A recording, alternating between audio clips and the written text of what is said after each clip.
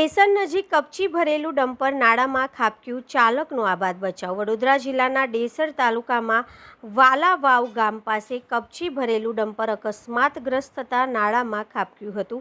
સદનસીબે આ અકસ્માતમાં કોઈ જાનહાનિ થઈ નથી અને ચાલકને સામાન્ય ઈજાઓ પહોંચી છે। મળતી માહિતી મુજબ ઉદલપુરથી કપચી ભરીને કાલોલ તરફ જઈ રહેલું ડમ્પર ડેસર કાલોલ રોડ પર આવેલા વાલાવાવ નજીક અચાનક કાબુ ગુમાવીને બેઠું હતું। ડમ્પરે નાળાની રેલિંગ તોડી અંદાજે 15 ફૂટ નીચે નાળામાં ખાબકતા અકસ્માત સર્જાયો હતો। અકસ્માત બાદ સ્થાનિક લોકો ઘટના સ્થળે દોડી આવ્યા હતા અને ચાલકને બહાર કાઢવામાં મદદ કરી હતી।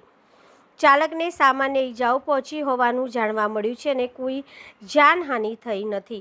અકસ્માતનું ચોક્કસ કારણ હજુ સુધી સ્પષ્ટ થયું નથી।